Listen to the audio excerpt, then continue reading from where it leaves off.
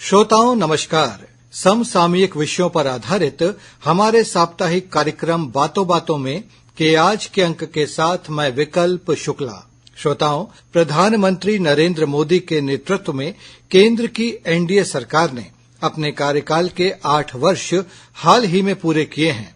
इस सरकार का पहला कार्यकाल वर्ष 2014 से 2019 तक रहा।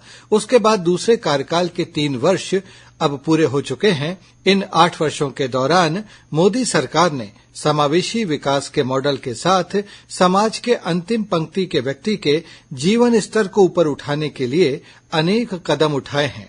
सरकार का मूल मंत्र है सेवा, सुशासन और गरीब कल्याण। श्रोताओं, इन 8 वर्षों के दौरान सरकार ने क्या महत्वपूर्ण निर्णय लिए और इस सरकार की अब तक की क्या महत्वपूर्ण उपलब्धियां रही हैं, इस बारे में बातचीत के लिए आज हमारे साथ हैं छत्तीसगढ़ के पूर्व मुख्यमंत्री और वर्तमान में भारतीय जनता पार्टी के राष्ट्रीय उपाध्यक्ष डॉक्टर रमन सिंह। सर, केंद्र की एनडीए सरकार ने प्रधानमंत्री नरेंद्र मोदी के नेतृत्व में अपने कार्यकाल के 8 वर्ष हाल ही में पूरे किए हैं। देश में यदि विकास के दृष्टिकोण से हम देखें तो इन 8 वर्षों का आकलन आप किस तरह से करते हैं? मुझे लगता है कि मोदी सरकार के 8 साल इसके हम आमजन के नजरिए से देखें कि एक आम आदमी क्या महसूस कर रहा है, भारत कितना बदला है, भारत में कितना बदलाव आया है।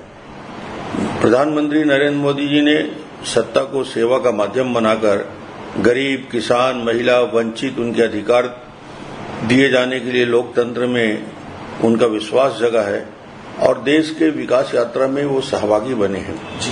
मुझे लगता है कि 2014 तक कांग्रेस की सरकार थी, जिस प्रकार काम कर रही थी, मुझे लगता है अब जो सरकार मोदी जी के नेतृत्व में है, आम जन की सरकार है, आम जन के हित में निर्णय लिए जा रहे हैं। और कभी कभी किसी ने सोचा था क्या कि गरीबों के बैंक के अकाउंट खुल जाएंगे? क्या किसी ने सोचा था कि स्वच्छता एक अभियान बन के पूरे देश में मोदी जी के आह्वान पर काम करेगा?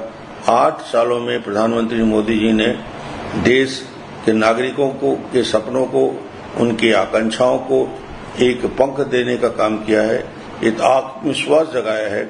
मोदी जी के सफल नेतृत्व में दृढ़ इच्छा शक्ति से केवल न देश सुरक्षित महसूस करता है, बल्कि उनके लिए हर निर्णय से देश का व्यक्ति गौरवान्वित महसूस करता है। सर, यदि हम बीते 8 सालों की बात करें तो आपकी नजर में सबसे बड़ी उपलब्धियां क्या मानी जाएंगी?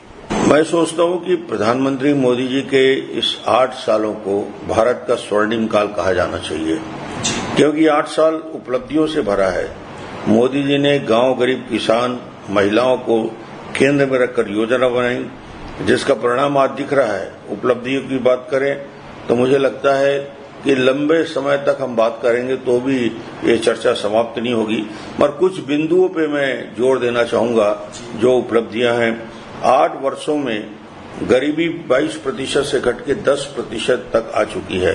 अत्यंत गरीब जो 1% है, 0.8% में स्थिर बनी हुई है। कुछ बड़ी उपलब्धियां, खाद्यान्न उत्पादन में नया रिकॉर्ड बना।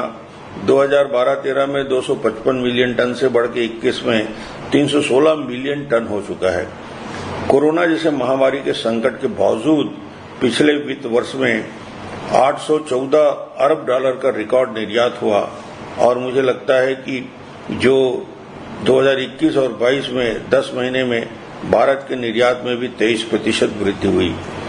भारत की अर्थव्यवस्था $3 ट्रिलियन तक पहुंच गई है और हम जल्दी $5 ट्रिलियन के लक्ष्य की ओर आगे बढ़ रहे हैं। 8 सालों में नरेंद्र मोदी जी ने राष्ट्र प्रथम के मंत्र को आगे बढ़ाया है। पिछले 2 वर्षों में मोदी जी ने 3,40,000 करोड़ रुपए की लागत के 80 करोड़ लोगों के लिए राशन मुफ्त में पहुंचाने का जो काम किया है वो अद्भुत है। प्रधानमंत्री किसान सम्मान निधि के तहत 12 करोड़ किसानों को 10 किस्तों में 1.80 लाख करोड़ रुपए दिए जा चुके हैं। ये अपने आप में किसानों के लिए एक बड़ा कदम उठाया है। स्वास्थ्य के क्षेत्र में आयुष्मान भारत योजना में 55 करोड़ लोगों को 5 लाख का मुफ्त स्वास्थ्य बीमा का लाभ मिल रहा है। सौभाग्य योजना में 2.81 लाख 2,81,00,000 से अधिक घरों में बिजली पहुंचाई। इसके साथ ही साथ स्वच्छ भारत अभियान में आज 11 करोड़ शौचालय का निर्माण हो चुका है।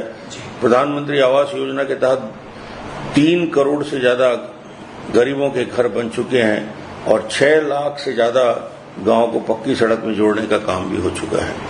सर, आजादी के बाद से लेकर वर्ष 2014 तक केंद्र में जो भी सरकारें रहीं, यदि हम उनसे तुलना करें तो जो मोदी सरकार है उसकी कार्यशैली को आप किस तरह से अलग पाते हैं? मोदी जी की कार्यशैली बिल्कुल अलग है। नई सोच, नए विचार के साथ काम करते हैं और उन्होंने देश की राजनीति में पहली बार रिफॉर्म, परफॉर्म और इन्फॉर्म की संस्कृति को प्रतिस्थापित किया है। जातिवाद, परिवारवाद, तुष्टीकरण की राजनीति पर विकास की राजनीति को प्रतिष्ठित किया है। गांव, गरीब, किसान, दलित, पीड़ित, शोषित, वंचित, पिछड़े और युवा महिलाओं के कल्याण के लिए जो उत्थान के लिए सरकार कटिबद्ध है। पहली योजनाएं कागज में बनती थी, कागज में ही उस योजना का घोषणा हो जाता था। आज हर योजना जमीन पर उतर रही है और पूरी तरीके से इसका क्रियान्वयन हो रहा है। स्वर्गीय राजीव गांधी कहा करते थे कि 1 रुपया भेजता हूं तो 10 पैसे पहुंचते हैं, पर आज डायरेक्ट बेनिफिट ट्रांसफर का असर ये हो रहा है कि 22 लाख करोड़ की योजना का क्रियान्वयन यदि होता है तो ये अपने आप में गरीबों तक 100% राशि उनके खाते में पहुंचने का काम पिछले 8 साल में हुआ। मोदी जी के नेतृत्व में भारत की प्रतिष्ठा बढ़ी है। अब भारत को पूरी दुनिया में सम्मान की नजर से देखा जाता है। एक सशक्त राष्ट्र, एक समृद्ध राष्ट्र जो किसी को छेड़ता नहीं, लेकिन कोई छेड़े तो उसे छोड़ता नहीं। नए भारत का उदय माननीय मोदी जी के नेतृत्व में हुआ है। एयर स्ट्राइक, सर्जिकल स्ट्राइक की कभी कोई कल्पना नहीं कर सकता था, लेकिन भारत ने उसे करके दिखाया है। रूस यूक्रेन युद्ध के दौरान भारतीय छात्रों को बाहर निकालने का काम जिस प्रकार मोदी जी ने चतुराई से किया, ये इससे उनकी विश्वसनीयता बढ़ी है। सशक्त, निडर, राष्ट्रभक्ति से के प्रेरक नेतृत्व को देश कैसे महान बन सकता है, इसका सर्वश्रेष्ठ उदाहरण नरेंद्र मोदी जी हैं। सर, कश्मीर से धारा 370 हटाना हो या देश भर में जीएसटी लागू करना, मोदी सरकार ने कई साहसिक फैसले लिए जिनके लिए मजबूत इच्छा शक्ति की जरूरत होती है। इस बारे में आपका क्या कहना है? असंभव को संभव कर दिखाने का नाम ही नरेंद्र मोदी है। वो जो भी संकल्प मन से लेते हैं उसे पूरा किए बिना नहीं रहते। यही कारण है कि धारा 370, ट्रिपल तलाक जैसे एक बड़े फैसले से उन्होंने विरोधियों के दांतों तले छने चबा दिए। मोदी जी ने देशभक्ति की शक्ति से धारा 370 को समाप्त करने की दृढ़ राजनीतिक इच्छा शक्ति दिखाई है। इसके साथ ही साथ बार बार पाकिस्तान ने संयुक्त राष्ट्र संघ में 370 हटाने का प्रस्ताव लाया, मगर पाकिस्तान को असफलता लगी। मोदी जी ने अंतर्राष्ट्रीय जगत में दृढ़ता और विश्वास के साथ समझा दिया कि कश्मीर भारत का अभिन्न अंग है और हम अपने देश अपनी इच्छा के अनुसार कोई निर्णय लेने में हम स्वतंत्र हैं। आर्थिक सुधारों में जो जीएसटी लागू किया गया उसका असर धीरे धीरे दिखना शुरू हो गया है। देशवासियों को कई तरह के टैक्स से छूट मिली है। जीएसटी का सबसे बड़ा फायदा यह है कि देश में माल और सेवाओं के लिए एक निर्बाध हस्तांतरण संभव हो पाया है। ये देखा गया है कि मोदी सरकार के कार्यकाल के दौरान जो देश के नागरिक हैं उनकी सोच में भी एक सकारात्मक बदलाव आया है। जैसे स्वच्छता और जल संरक्षण को ही लें, ऐसे विषयों ने अब जन आंदोलन का रूप ले लिया है। पहले देश में एक सामान्य सोच बन गई थी कि इस देश का कुछ नहीं हो सकता, किसी समस्या का समाधान नहीं हो सकता, लेकिन पिछले 8 सालों में जिस प्रकार परिदृश्य बदला है, इससे जनता में यह विश्वास जागृत हुआ है कि मोदी है तो मुमकिन है। स्वच्छ भारत मिशन की वही सकारात्मक पहल है। जन भागीदारी किस प्रकार देश के विकास में नई ऊर्जा भर सकती है, स्वच्छ भारत अभियान इसका प्रत्यक्ष प्रमाण है। शौचालय का निर्माण हो या कचरे का निष्पादन, ऐतिहासिक धरोहरों का संरक्षण हो या सफाई की प्रतिस्पर्धा, देश आज स्वच्छता के साथ नित्य नए गाथाएं लिख रही है। प्रधानमंत्री नरेंद्र मोदी के नेतृत्व में स्वच्छता की अलग जगह है। देश स्वच्छता को लेकर जागरूक हुआ है। आज आप रेलवे स्टेशन, सरकारी दफ्तर की सफाई देखें, आप ये सकारात्मक बदलाव वहां देखेंगे और ये सब प्रधानमंत्री जी के प्रेरणा से ही संभव हुआ है। सर, बीते 8 वर्षों के दौरान हम देखते हैं कि वैश्विक स्तर पर भी भारत का मान काफी बढ़ा है। इस बारे में आप क्या कहना चाहेंगे? 2014 में मोदी जी के प्रधानमंत्री बनने के बाद भारत के प्रति दुनिया का नजरिया बदला है। आज एक अलग, सक्षम और समृद्ध भारत दुनिया के सामने खड़ा दिखाई दे रहा है। आज का भारत न किसी से डरता है और न किसी को डराता है, लेकिन कोई आंख उठा के देखे तो आंख में आंख डाल के बात करता है। प्रधानमंत्री जी के नेतृत्व में 5 ट्रिलियन इकोनॉमी की तरफ भारत तेजी से आगे बढ़ रहा है। प्रधानमंत्री ने योग को विश्व में पहुंचाया है। प्रधानमंत्री जी केवल भारत ही नहीं बल्कि दुनिया का नेतृत्व प्रदान कर रहे हैं। आज दुनिया भर के देश भारत की ओर देख रहे हैं। हम विश्व गुरु के स्थान की ओर आगे बढ़ रहे हैं। प्रधानमंत्री मोदी जी के नेतृत्व में भारत अपनी शर्तों पर फॉरेन कंट्रीज से रिश्ता बना रहा है। द्विपक्षीय और बहुपक्षीय मंचों पर देश के हित हमने सर्वोपरि रखा है। प्रधानमंत्री नरेंद्र मोदी के नेतृत्व में आज भारत पूरी दुनिया को दिशा दे रहा है। पर्यावरण के मुद्दे पर कई वर्षों में चर्चा और चिंता की जा रही है, लेकिन यह मोदी जी की संकल्प शक्ति के साथ अपनी बात उन्होंने दुनिया के सामने रखी है। पूरा दुनिया का कल्याण, पर्यावरण की रक्षा के लिए उन्हें टारगेट सेट कर दिया। 2070 तक भारत 0 उत्सर्जन करेगा कार्बन गैसों का। गैर परंपरागत ऊर्जा के प्रयोग, सोलर के टारगेट उन्होंने तय किए। सबका कल्याण हो, सब निरोग हो, इसके लिए योग दिवस पूरा दुनिया मना रहा है।